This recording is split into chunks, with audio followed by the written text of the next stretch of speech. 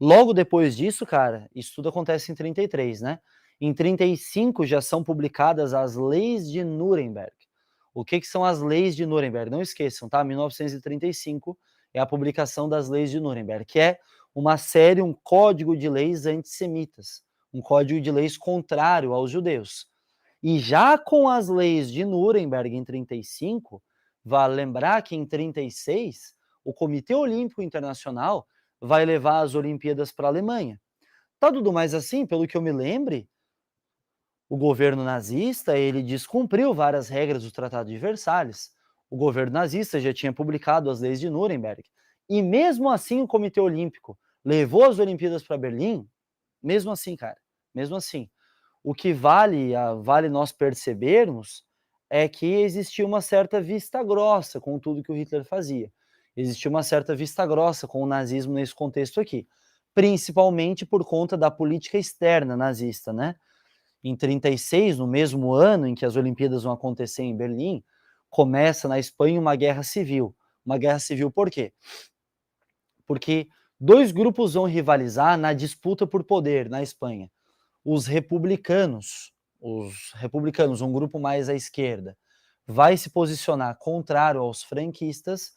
O exército de Francisco Franco vai tomar o poder na Espanha com o apoio tanto de Mussolini quanto de Hitler. E aqui vai ser, cara, o grande ensaio geral para a Segunda Guerra Mundial. É aqui que o Hitler já vai colocar em prática o seu rearmamento da Alemanha. Lembra que lá no Tratado de Versalhes nós vimos ontem. Quem não viu, inclusive, fiquem ligados. A Alemanha vai se rearmar, a Alemanha vai aumentar o seu número de militares, a Alemanha vai inclusive fazer uma aeronáutica, né, a Luftwaffe, que foi usada nesse contexto aqui da Guerra Civil Espanhola. Essa obra do Pablo Picasso, Guernica, inclusive ela demonstra um bombardeio, ela faz uma alusão, né, a um bombardeio alemão no território espanhol. Então, no fim das contas, o Francisco Franco, esse governante com um posicionamento muito próximo ao tanto do Hitler quanto do Mussolini, um posicionamento próximo ao fascismo italiano principalmente, assume o poder na Espanha. Tá, Dudu, mas então já deu para perceber, assim, né, que o Hitler estava descumprindo mais ainda o Tratado de Versalhes, que o Hitler estava tomando atitudes contrárias ao que eram as regras da Alemanha para a época, tanto na política interna quanto na política externa. E aquela Liga das Nações lá, lembra que nós tínhamos comentado ontem? A Liga das Nações não fez nada?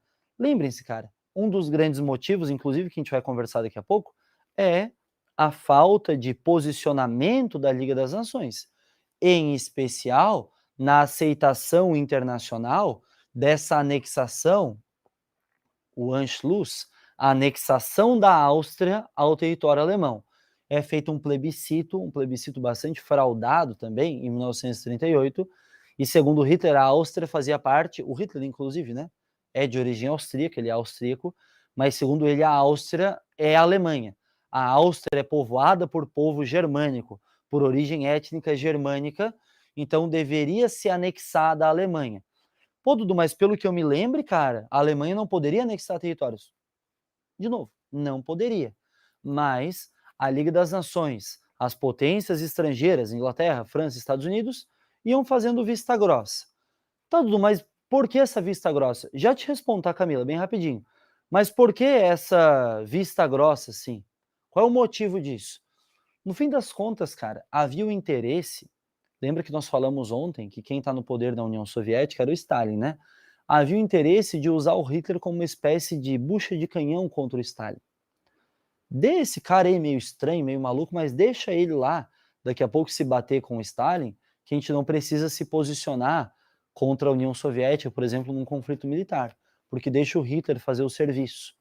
Porém, o que não se imaginava é que, na diplomacia secreta, por baixo dos panos, Hitler e Stalin haviam assinado um acordo, haviam assinado um tratado, chamado de Pacto Molotov-Ribbentrop, que nós já vamos comentar o que é. Só antes, deixa eu ver a pergunta da Camila. Ela pergunta assim: a ascensão do nazismo e do fascismo pode ter sido fortalecida pela filosofia nihilista? Porra, Camila, massa, boa associação, assim, né? Boa conexão de dois conteúdos aí. Cara, pode ser, sem dúvida nenhuma.